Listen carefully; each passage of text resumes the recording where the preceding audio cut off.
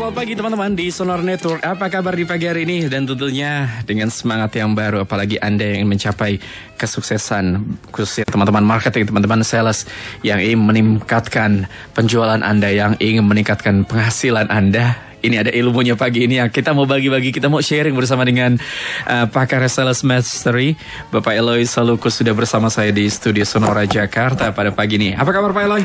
Luar biasa Mas Bima dan teman-teman salesperson di seluruh tanah air. Semua tetap semangat. Dan hari ini kita akan membahas lanjutan dari minggu lalu. Temanya Customer Engagement. Oke. Ya, dan seperti biasa kita akan kembali membagikan 2 buku Mas Bima.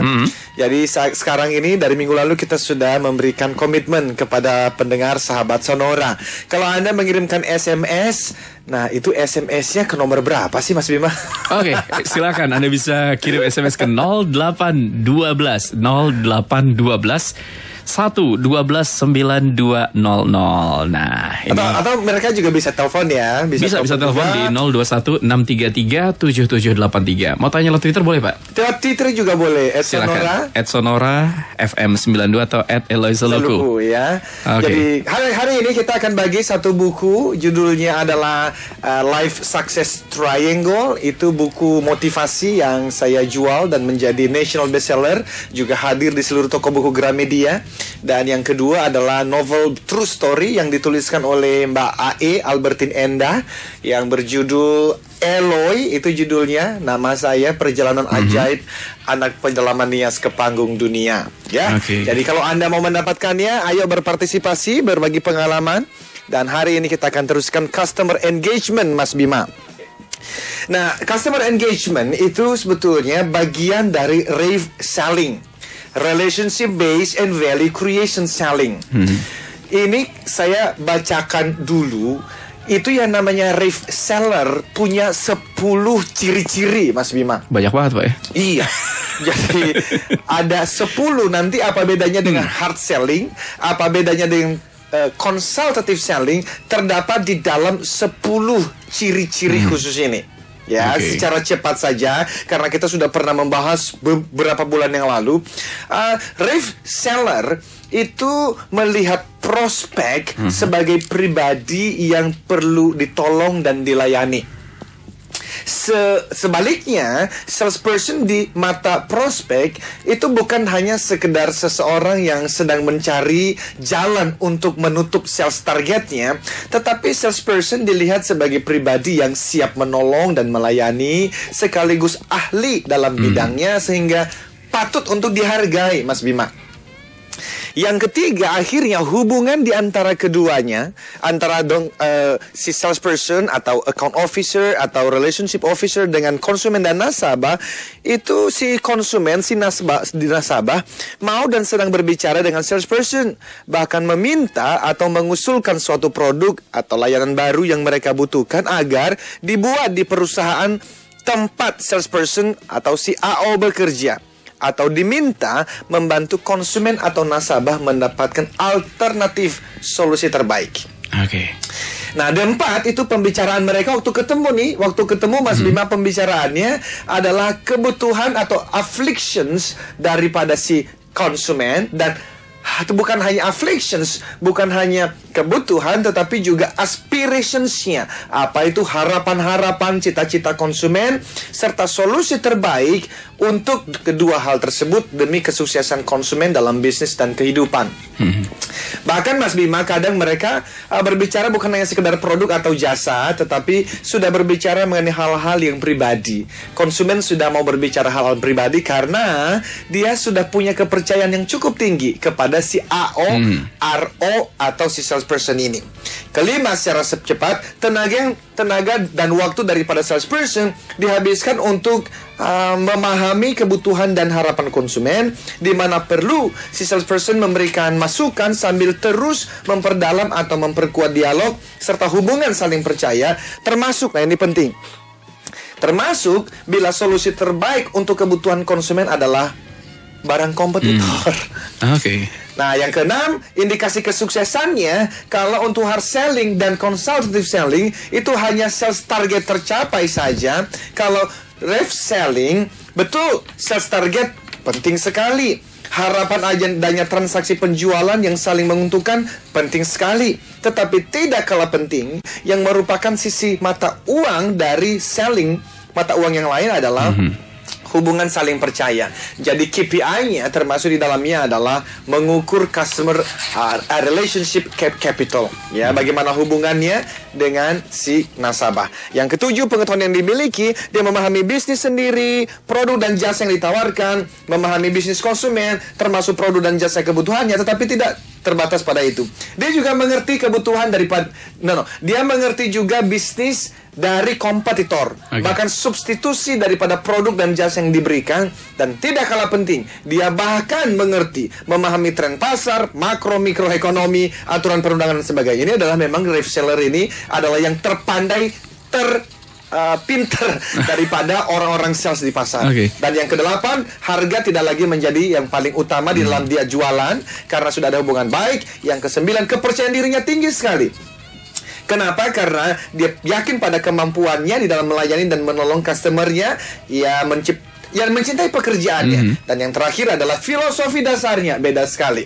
Filosofi dasar dari hard selling itu berhasil meraih target penjualan, self-focus. Tetapi juga di dalam consultative selling, sekalipun di dalamnya ada berbagai macam teknik dan taktik, itu pun juga hasil akhirnya berbicara mengenai penjualan, meraih target, self-focus. Tetapi di dalam reseller berhasil membantu dan melayani konsumen untuk meraih kesuksesan bisnis, customer focus, dan disitulah ujungnya tercipta customer engagement. Itu reselling. Nah, minggu lalu dan nanti kita juga akan review bagaimana menurut hasil studi research daripada Gallup, research yang memberikan ada 4 hal dimensi bagaimana membangun yang namanya customer engagement. Gitu, Mas Bima. Oke, jadi itu tadi banyak sekali ya ciri-cirinya.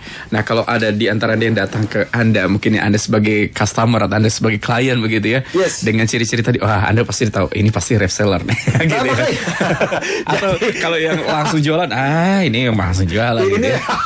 Ini bukan bantu saya nih gitu, gaya lama nih. Nah, tapi banyak sekarang yang menerapkan gaya-gaya baru. Nah, tadi salah satunya dengan kalau Anda belum memiliki ciri-ciri tadi, ayo coba diterapkan begitu ya. Dan ini sudah ada pertanyaan dari teman-teman dan sahabat-sahabat semua yang minggu lalu mungkin belum sempat terjawab juga. Ya. Kita akan sampaikan nanti pertanyaan Anda. Dan silakan, yang mau gabung boleh lewat Twitter juga silahkan di @sonorafm92 atau @eloyseluku, ataupun juga Anda bisa telepon di 0216337783 atau lewat SMS 0812-112-9200. Kami siapkan ada 2 buku menarik dari tulisan Pak Eloy juga ya. Ini Life Success Triangle, ini dari Mbak Albertine Indah ya, yang itu saya tulis true story-nya ya. Lalu yang perjalanan hidup saya dari Gubuk Jakarta Melbourne sampai hari ini itu judulnya Eloy ya. Eloy. Novel true story. Ya. Oke, ini karangan Mbak Albertine Indah dan juga karangan dari Pak Eloy Seluku, Life Success Triangle. Ini juga tentu saja menarik untuk Anda cermati. Anda pengen mendapatkan buku ini, silakan bisa kirim pertanyaan atau SMS ke 0812-112-9200 atau bisa lewat telepon 0216337783. Pak Eloy, nah ini ada pertanyaan dari Mulyayati. Ya. Apakah training motivation efektif untuk meningkatkan penjualan nggak sih Pak? Bagus sekali pertanyaannya, Bu. Yes, sampai level tertentu. Yes, sampai level tertentu. Tetapi motivasi itu menurut Jack Welch, di dalam bukunya yang berjudul The Winning, yang ditulis bersama dengan istrinya Susie Welch. Ini adalah buku yang beliau menceritakan perjalanannya selama 17 tahun memimpin GE, General Electric. Dan kita tahu GE itu punya visi yang sangat kuat bahwa GE hanya boleh menjadi nomor 1 atau minimal nomor 2 di industrinya. Kalau nomor 3, dia harus ditutup. Usaha unit bisnis itu harus ditutup. Sehingga di dalam buku ini, si Jack Welch yang menjadi CEO yang sangat terkenal di dunia mengatakan 60% waktunya itu diberikan untuk people development, untuk membangun manusia. Salah satunya adalah melalui training-training. Dan tentu saja salah satunya adalah motivational training. Namun menurut beliau, ternyata motivational training itu kalau tidak hati-hati dan termasuk soft skills yang lain, itu hanya bertahan 27 hari. Setelah 27 hari, ternyata motivasi itu seperti hilang. menguap, ditelan entah siapa. Jadi on fire hanya 27 hari aja, Pak. Persis. Itu sebab kalau saya memberikan training motivasi, saya pun dari awal sudah berbicara mengenai hal ini. Artinya, peserta yang ikut di dalam training motivasi tidak boleh berharap bahwa sekali saya ikut training motivasi, maka saya akan termotivasi sampai selamanya. Tidak. Di dalamnya ada pemahaman-pemahaman yang harus kita pahami bahwa ternyata motivasi itu harus terus dibangun dan harusnya motivasi yang terbaik datangnya dari dalam diri. Nah, bagaimana membangunnya? Itu ada lingkarannya, Bu. Tapi yang paling penting adalah apa yang Anda baca, apa yang Anda tonton, apa yang Anda dengar, dan teman-teman terbaik Anda itu mempengaruhi pikiran, keyakinan, dan perasaan Anda. Dan ini ternyata mempengaruhi motivasi-motivasi Anda. Bahkan yang kedua yang paling penting adalah yang kita sebut sebagai self-talk. Banyak orang-orang yang tidak secara sengaja membuat self-talk, afirmasi, atau mantra untuk dirinya sendiri. Sudah terbiasa mengatakan kalimat-kalimat yang kurang produktif. Contoh, bangun pagi tanpa sengaja atau sengaja ngomongnya, ya kerja lagi. Ini adalah kalimat-kalimat yang menghancurkan motivasi di pagi hari. Dan kalau Anda sudah memulai dengan, ya kerja lagi, sudahlah Bu, sudahlah Pak, jangan berharap mendapatkan motivasi yang cukup untuk bekerja memberikan yang terbaik sepanjang hari itu. Kenapa tidak memulai dengan afirmasi positif, memulai dengan mantra yang lebih baik, doa yang lebih positif? Kalau saya afirmasinya adalah, this is the day I will do my best. Ini adalah hari di mana akan kuberikan yang terbaik. Nah, tentu ada filosofi di belakang mantra ini. Filosofinya adalah bahwa mungkin esok aku belum tentu masih hidup. Ini hari di mana akan kuberikan yang terbaik. Dengan mengatakan hal begitu, muncul satu motivasi. Ketika saya turun dari ranjang, itu saya tidak ada waktu untuk mengasihani diri. Nah, jadi pertanyaannya, apakah motivasi penting? Yes, Ibu. Tetapi 27 hari. Setelah 27 hari, kalau peserta tidak membaca buku yang baik, tidak mendengar talk show seperti ini, tidak menonton film-film yang motivasi, nontonnya sinetron mulu misalnya, ya, atau dengarnya lagu-lagu yang cengeng terus, ya biarpun malaikat turun untuk memotivasi, motivasi itu akan hilang setelah 27 hari. Oke, jadi ini sampai level tertentu saja begitu ya, sampai 27 hari kira-kira ya. Jadi dikatakan level tertentunya 27 hari. Setelah ke sana Anda harus memotivasi dengan cara-cara tadi yang menarik gitu ya. Jadi repetition. Yang saya usulkan adalah di dalam perusahaan yang menginginkan semua orang punya motivasi, itu sebetulnya berbicara juga mengenai manajemen sistem.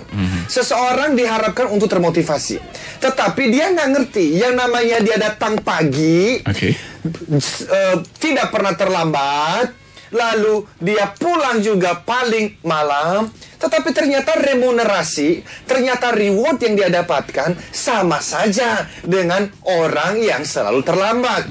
Ini kesalahan perusahaan, bukan kesalahan karyawan. Karyawan itu kalau diberikan peluang untuk malas, ya malas.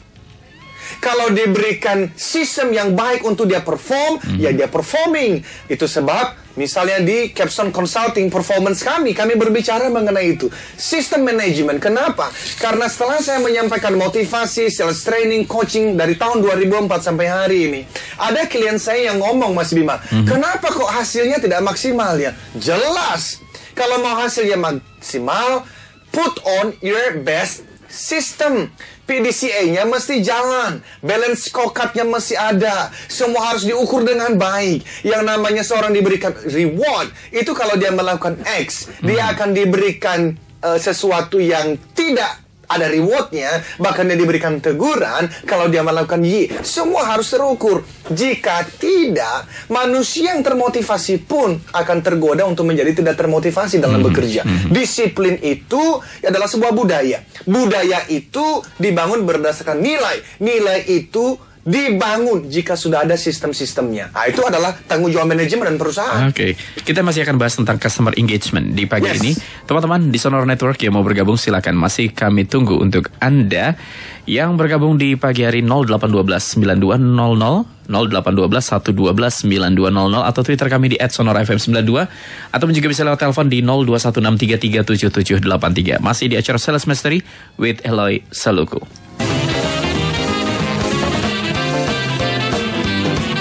Stay tuned with us, Sonora Network. Ada 2 buku dipersembahkan oleh Pak Eloy Saluku untuk Anda para sahabat-sahabat semua. Jadi ini tentang buku Life Success Triangle dan juga True Story tentang perjalanan hidup Pak Eloy. Nah, ini menarik untuk Anda bisa dapatkan. Silakan Anda bisa bergabung di acara Sales Master with Eloy Saluku pada pagi hari sampai dengan pukul 8. Pak Eloy, dari ada pertanyaan minggu lalu, ini menarik juga nih Pak Eloy dari Ibu Yuliana. Ya. Nah, ini beliau dari Alliance nampaknya ya. Pak Eloy, jika saya sudah memberikan super best price dan full service, kadang beberapa klien saya ini masih ada yang belum percaya nih Pak Eloy. Apalagi customer masih dapat tawaran yang lebih rendah, namun sudah dikenal tidak full service. Gimana nih Pak mengatasi kondisi yang seperti ini? Ya, di dalam marketing, di dalam sales, di dalam bisnis ada satu kata yang sangat penting. Namanya adalah perception. Persepsi. It is always about perception. Okay. Jadi, kadang seorang salesperson, seorang agent, seorang AO merasa mempersepsikan bahwa dia sudah memberikan yang terbaik. Dia sudah punya produk dengan bunga, dengan manfaat yang terbaik bagi customer. Tetapi belum tentu customer mempersepsikan yang sama. Yeah. That's the challenge. Okay. Itulah tantangannya. It is not about what you perceive. It is not about your perception. It is about the mind of the customer. Bukan persepsi Andanya yang paling penting. Yang paling penting adalah apa yang dipersepsikan oleh si customer. Si customer. Okay. That's the challenge. Dan jadi itu sebab saya selalu mengatakan the war is not price war, but in the mind of customer. Peperangan yang paling besar bagi bisnis dan penjualan bukan peperangan harga, tetapi peperangan di dalam pikiran si customer. Jadi jawaban saya dari itu adalah how do you know? Make sure dulu bahwa apa yang Anda persepsikan itu dipersepsi oleh si customer. Karena kalau customer mempersepsikan seperti hal yang Anda persepsikan, seharusnya dia membeli dari Anda, bukan? Nyatanya tidak, dia membeli daripada orang lain. What happened? Kenapa? Karena persepsi dia adalah yang lain lebih baik, lebih menguntungkan, lebih ada value-nya buat dia. Seperti itu, Mas Bima. Oke, jadi ini paling tidak ini harus jadi introspeksi buat diri sendiri Pak, untuk melayani lebih baik lagi. Itu sebab namanya itu kan harusnya ada survei, ada survei. Nah, salah satu survei, dan ini kita masuk ke apa yang minggu lalu kita sudah mulai bahas ya. Ini mengenai apa yang dilakukan oleh Gallup Research ya. Dia mengatakan bahwa supaya customer engagement itu bisa ada 4 dimensi dia bilang. Dimensinya apa saja nih Pak? Dimensi yang pertama adalah confidence. Apa itu confidence? Confidence itu bahwa Anda dapat membuat diri Anda dipercaya. Trust. Apakah Anda atau nama Anda adalah nama yang dapat dipercaya? Nah, ini kita sudah berbicara juga beberapa waktu yang lalu, tapi bahwa you are a brand. Nama Anda itu adalah sebuah merek. Ketika orang mendengar nama Tony, apa sih yang muncul dalam benak, dalam pikiran konsumen nasabah Anda? Apakah Tony yang bisa dipercaya, ataukah Tony yang selalu melanggar janjinya? That's confidence, ya. Jadi nama Anda adalah sebuah merek. Jadi sebagai seorang salesperson, kalau di survei, klien-klien Anda akan mengatakan Tony adalah orang yang dipercaya. Itu adalah dasar dimensi pertama dari yang namanya how to build customer engagement. Do they trust you? Apakah mereka percaya pada Anda? Yang kedua, dimensinya adalah integrity. Integrity itu, Mas Bima, itu semacam apakah Anda diyakini itu dapat menyelesaikan suatu masalah secara fair, adil. Klien Anda mengatakan, saya selalu diperlakukan dengan baik dan dengan adil oleh AO, RO, salesperson, agensi dari perusahaan XYZ ketika saya membeli barang tertentu. Jadi, si customer ini merasa nggak diakal-akalin gitu loh. Nggak dikerjain itu loh. Jujur begitu Pak ya. Anda jujur. Mereka merasa diberlakukan dengan baik. Nah, itu hanya bisa terjadi kalau kita sepakat dulu bahwa selling is always about giving and serving, memberi dan melayani. Jadi itu baru muncul namanya integrity. Yang ketiga, menurut studi dari ini studi yang sangat besar, Gallup Research ini berbicara mengenai pride. Pride itu adalah memperlakukan dengan respect. Anda juga jadi gimana ya? Konsumen nasabah itu diberlakukan dengan sopan.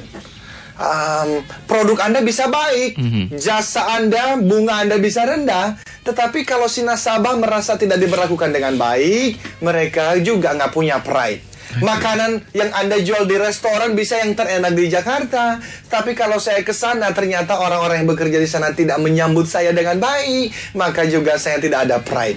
Yang terakhir, dan inilah yang paling tinggi di dalam studi daripada Gallup Research, adalah passion. Passion itu kira-kira artinya adalah aku tidak dapat hidup tanpanya. Jadi ini kalau sudah ada seorang salesperson, seorang insurance agent, seorang AORO, si nasabah akan ngomong begini, kalau tidak dengan dia, saya nggak mau. Saya nggak mau bertransaksi. Itu udah yang paling tinggi, ada customer engagement di dalamnya. Now, apakah ini sesuatu yang mudah untuk dijalankan? Saya masih berbicara kepada teman-teman yang ada di luar sana, yang menjalani profesi sales hari-harinya. Aku tahu pergumulan hidup. Karena mereka akan ngomong gini, Mas Bima, Loy, lu enak aja ngomong. Saya itu dikejar target setiap hari, Loy. Saya itu dikejar target setiap minggu dan setiap bulan. Gimana saya bisa membangun confidence? Bagaimana mungkin saya bisa membangun integrity? Bagaimana mungkin saya bisa membangun pride? Bagaimana saya bisa mungkin membangun passion? Padahal saya dikejar, mesti closing terus. Closing. Kalau saya tidak closing dalam 3 bulan, Loy, gua kehilangan kerjaan nih. Well, saya mengerti, saya memahami. Nah, kenapa kita mesti ngomong begini, Mas Bima? Karena saya kok khawatir ada teman-teman yang sinis mendengar kita. Karena mereka merasa it's not applicable. Ini it's not doable. Ini enggak, Loy, it is good, ini baik, tapi ternyata pengalamanku membuktikan tidak bisa. Well, hati-hati dengan mindset Anda dulu. Tetapi saya juga mesti mengingatkan kepada manajemen setiap perusahaan, rave selling itu membutuhkan KPI yang berbeda. Bahwa KPI-nya adalah menutup dan closing sales tertentu. Yes. Kenapa kok mesti ada? Iya, karena teman-teman AO, RO, dan salesperson ini, kalau tidak diberikan target yang jelas, belum tentu juga sih mereka mau kerja dengan benar. Bisa aja juga tuh mereka katanya visit, tapi ternyata mereka lagi ngopi-ngopi. Bisa aja. Perusahaan padahal bayar loh. Sehingga memang mesti ada target angka tertentu. Saya setuju. Tetapi jangan hanya berhenti di sana. Mesti juga ada, itu KPI-nya berdasarkan relationship capital. Apa itu? Mesti diukur tuh customer engagement-nya sejauh apa. Nah, ini bisa dilakukan dengan 3 hal. Baik, nanti 3 hal akan disampaikan berikutnya, Pak. Kita mau tanda waktu dulu berikutnya, Pak. Tetap bersama kami, teman-teman dan sahabat-sahabat Sonora. Ini menarik loh. 3 hal berikut ini yang mungkin dikatakan, gimana mungkin saya tiap hari 24 jam harus kejar setoran, harus tutup, harus closing. Gimana caranya? Siap, nanti ada informasi tekan. Tetap bersama kami, tetap di Sonora Network. Stay tuned with us, Sonora Network. Oke, Pak Eloy, tadi sebelum kita break ada 3 hal yang applicable gitu untuk menyampaikan tadi. Saya kan 24 jam non-stop harus di luar cari target begitu kan. Harus terus closing. Gimana nih tadi yang dikatakan 4 dimensi untuk confidence, integrity, pride, dan passion bisa saya raih. Gimana caranya, Pak? Justru ini adalah usul saya kepada manajemen. Tadi kita berbicara mengenai KPI, bahwa orang-orang sales AO kita dinilai berdasarkan generating salesnya, ya. Tetapi bisa juga justru dari kita berbicara mengenai capital relationship capitalnya. Apa yang dilakukan? Yang pertama adalah itu bisa di random sih, bisa di random. Jadi ketika mereka di review, kita bisa bertanya itu sejauh apa hubungan mereka. Kalau dia metric misalnya, Dia mengatakan, saya kenal nih dengan Dokter Budi. Oh ya, oke, kenal dengan Dokter Budi. Kamu punya nomor telepon Dokter Budi? Oh ada. Boleh coba telepon Dokter Budi? Karena kalau dia telepon Dokter Budi dan Budi bisa mengangkat dan Dokter Budi menerima telepon itu dengan baik, dengan halo, apa kabar? Kita tahu ini sudah tercipta hubungan dekat dengan Dokter Budi tersebut. tadi. Okay. Tapi itu baru pertama, karena kan kita nggak bisa melakukan terus-menerus. Yang kedua yang bisa dilakukan adalah kita mesti memberikan survei. Survei itu saya usulkan kita bisa menggunakan 8 pertanyaan ini. Dan ini bukan customer satisfaction survey. Karena minggu lalu saya sudah berbicara mengenai customer satisfaction itu penting. Tetapi customer yang puas belum tentu engaged. Customer yang puas belum tentu loyal. Customer bisa puas tapi tetap dia pindah ke tempat lain ketika di tempat lain menjadi lebih murah. Customer engagement ada 2 hal, Mas Bima. Yang pertama adalah dia repeat order. Dia akan terus membeli di tempat kita. Dan yang kedua, dia akan merekomendasikan kita kepada orang lain. Itu yang kita kejar. Nah, di dalam kita melakukan survei engagement ini, ada minimal 8 pertanyaan. Dan ini juga bisa dilihat dari usul-usul yang diberikan dalam studi yang dilakukan oleh Gallup Research ini. Yang pertama adalah kita lakukan survei.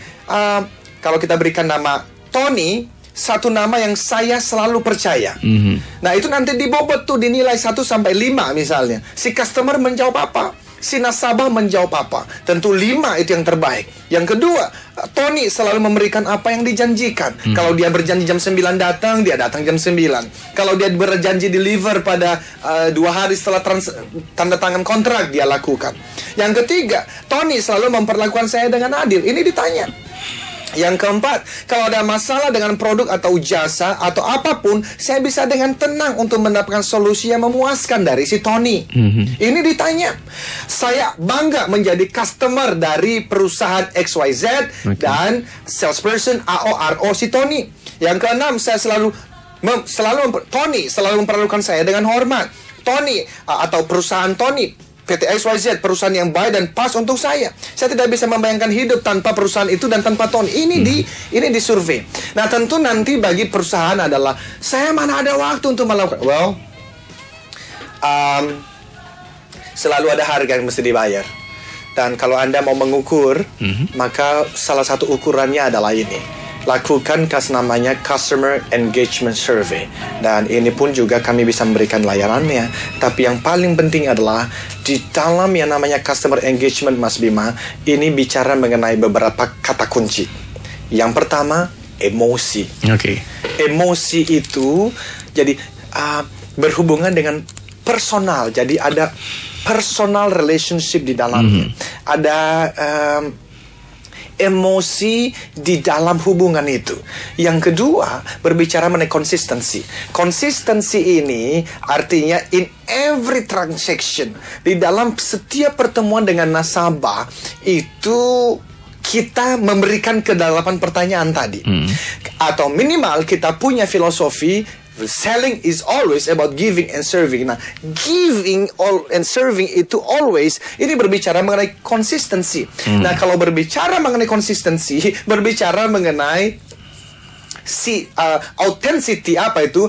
Authenticity itu adalah satu genuinitas, otentik, asli, tulus. Karena kalau dia berpura-pura, dia tidak bisa selalu memberikan yang terbaik.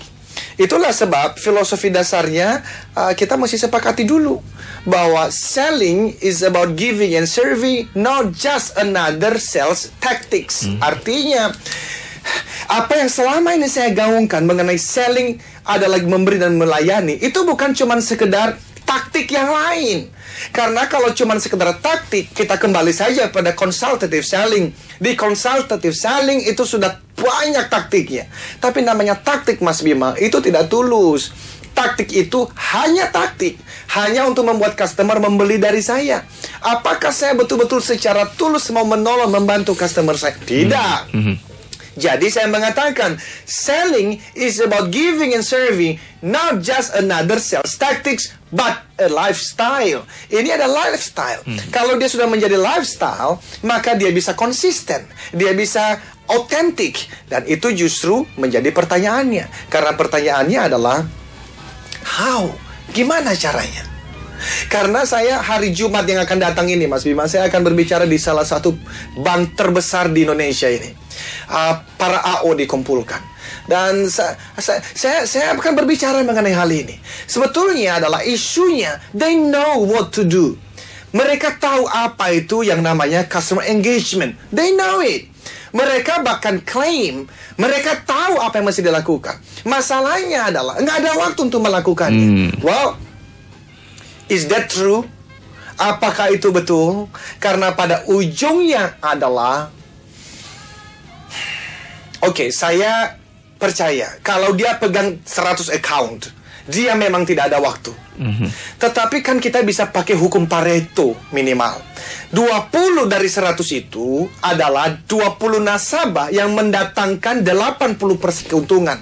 Fokuslah kepada yang 20 itu ya. Namun pertanyaannya justru begini loh. Saya yakin sekali hanya mungkin 1 dari 10 customer, 10 salesperson, 10 AO dan RO yang betul-betul tuh ya sudah memahami konsep ini, sudah menerima konsep ini, sudah menghargai konsep ini, dan mungkin bahkan hanya 2 dari 100 orang yang betul-betul menghidupinya. Kenapa, Mas Bima? Karena it is a paradigm shifting. Ini perubahan paradigma dari yang kita sudah terbiasa mengatakan, yang namanya bisnis dan selling itu utamanya ya profit, nggak ada yang lain.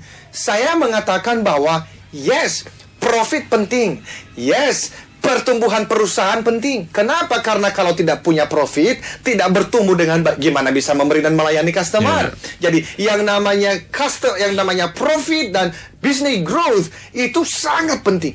Namun itu bukan yang utama. Itu adalah sisi kedua dari mata koin. Mata koin yang pertama justru yang saya katakan adalah giving and serving.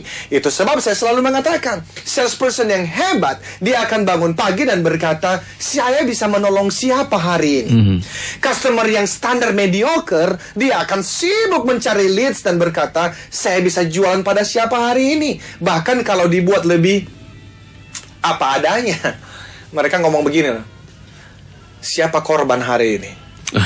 Nah, itu yang sedang kita lakukan. Jadi ini adalah paradigm shift. Paradigm shift harus betul-betul memahami dulu mengenai prinsip dasar ini. Dan kalau sudah memahaminya, menerimanya. Kalau sudah menerimanya, mudah-mudahan menghargainya. Hanya dengan cara seperti itu, maka ini menjadi lifestyle. Ketika dia bangun pagi, dia tahu banget sih, hari ini kenapa sih saya masih bernafas? Saya bernafas ada satu tujuan. Dan tujuannya adalah menjadikan dunia menjadi lebih baik. Di dalam apa? Profesi saya sebagai salesperson. Caranya bagaimana? Serving and giving. Ini akan membuat seseorang tuh tadi itu loh, melakukan apa yang dikatakan Gallup Research. Dia bisa memunculkan confidence. Dia bisa memunculkan integrity. Dia bisa memunculkan pride. Dia bisa bahkan menjadi seorang reseller yang punya sampai pada titik passion, di mana di situ Mas Bima, dia tidak lagi bekerja untuk mengejar uang dan jabatan. Uang dan jabatan sudah mengejarnya. Oleh karena apa? Di situ dia tidak perlu meminta-minta referensi, karena customernya sudah dengan bangganya mereferensikannya kepada orang lain. Nah, it takes time. Saya tahu ini takes time, ini takes proses, ini butuh konsistensi, ini butuh endurance, dan itu hanya bisa terjadi bagi orang-orang yang sudah memutuskan, kalau aku mati hari ini, aku mau mati sebagai seorang AO, sebagai seorang RO, sebagai seorang salesperson yang filosofi hidupnya adalah giving and serving. Nah, itu udah passion berarti kalau itu, gitu. Waduh, itu kita sampai ke sana. Wah, luar biasa sekali. Tapi kalau satu perusahaan punya 20% total AO seperti ini aja, wah, ini akan meledak. Nah, meningkat nih pasti ya. Pasti. Pak, ini ada Astrid. Nah, ini menarik juga nih. Bagaimana Pak Eloy kalau nasabahnya nggak bisa pegang janji, sudah diajukan bunga tinggi sampai ke pusat dan sudah deal, sudah setuju gitu, saat mau diproses katanya hold dulu deh karena saya dapat penawaran lebih tinggi lagi. Gimana ya Pak ya? Reaksi terbaik padahal gondok alias kesel.com katanya. Pasti. Ini tadi emosi mulai nih gitu ya. Bu, Gimana, Pak? Pak, terima kasih ya. Dan ini kita sudah bahas beberapa minggu yang lalu, how to handling objections. Ada 20 objections, dan kita hanya bahas mengenai price objections 1 bulan yang lalu. pada bulan Agustus. Tetapi yang saya maksudkan yang pertama begini. Ketika customer mengatakan, hold dulu ya, saya dapat penawaran yang lebih murah nih. Jangan langsung percaya bahwa itu adalah alasan yang benar. Karena customer bisa membuat 101 alasan. Tetapi sebetulnya itu bukan alasan yang benar. Seharusnya adalah kalau Anda mau konsisten, Anda terus membangun hubungan dengan orang ini. Dan kalau dia ada waktu, Anda mengatakan begini, Pak, you know, Bapak tahu saya mau memberikan yang terbaik. Kalau memang ada penawaran yang lebih baik untuk Bapak, it's okay. Tapi Pak, kalau boleh tahu,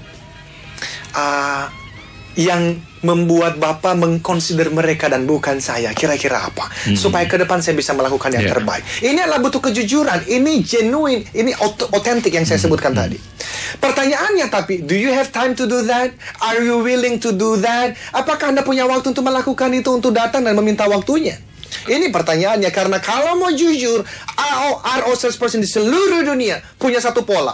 Apa itu? Ketika ditolak seperti tadi, dia akan sibuk mencari yang lain karena dia sudah terlanjur gondok.com dengan si nasabah yang tadi.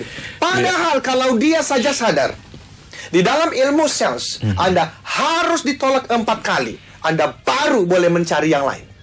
Karena ternyata survei membuktikan setelah Anda ditolak 4 kali, kemungkinan besar Anda akan berhasil. Kenapa? Karena itu proses yang dibutuhkan untuk membangun trust. Keempat ditolak itulah proses untuk membangun confidence. Keempat kali ditolak itu membangun yang namanya pride dan patience. But the question is, are you willing to pay the price? Mau nggak Anda melakukan itu? Tapi kan, well, it is all about choice. Pada akhirnya pun Anda yang memilih. Tapi jawaban saya adalah jangan langsung percaya jawaban itu. Karena belum tentu itu jawaban yang benar. Bisa jadi dia mau ngomong, I don't like you. Iya, dia bisa aja ngomong, gue gak suka sama lu. Cara lu ngomongnya gak menghargai gue. Cuman kan dia gak ngomong begitu. Yang paling gampang dia ngomong, saya dapat penawaran lebih murah. Padahal belum tentu itu. Mungkin saja mereka gak suka Anda. Oke, itu ya Mbak Astrid. Coba ditanya reasonnya apa. Oke, kita break dulu sejenak. Nanti kita masih akan lanjutkan kembali. Saya masih ada pertanyaan dari Pak Antoni. Nanti saya akan teruskan ke Pak Eloy di pagi ini. Tetap bersama Sonora Network.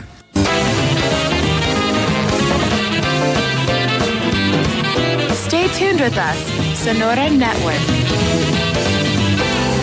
Ya, masih ada 2 orang nanti akan mendapatkan buku dari Pak Eloy Seluku di acara Sales Mastery with Rev Selling. Nah, ini saya bisa katakan Rev Selling ini ilmu paling tinggi kali dari sisi penjualan. Karena tadi giving and serving. Orang beri dulu baru dapat gitu ya. Iya. Jangan take and give, tapi give dulu. Give dulu. Tetapi ini melawan natur manusia, Mas Bima. Itu sebab tadi saya bilang hanya mungkin 1 dari 10 orang yang mau menjalaninya. Karena kita itu maunya sukses instan. Ini mungkin 1-2 tahun kelihatannya tuh nggak ada hasil yang maksimal. Tetapi dari apa yang saya lihat orang-orang yang melakukannya, justru ini adalah strategi terbaik untuk jangka panjang. Setelah 3 tahun, saat ini kami di Capstone itu nggak pernah lagi ngetok-ngetok pintu. Kami udah cukup sibuk untuk melayani customer, klien-klien yang minta training sana sini, coaching dan konsultansi sana sini. Dan saya pikir itu karena apa yang saya sampaikan ini, saya berusaha menghidupinya. Jadi kalau seseorang mengatakan, oh saya seorang rev seller kok, saya memberi dan melayani, tapi coba lihat kehidupan sehari-hari. Dia itu ngomongin orang lain, dia menjelekkan orang lain. Sebetulnya orang ini belum menjadikan giving and serving sebagai lifestyle-nya. Lifestyle itu adalah the whole you. Bahwa memang you hidup itu untuk apa? Memberi dan melayani sudah.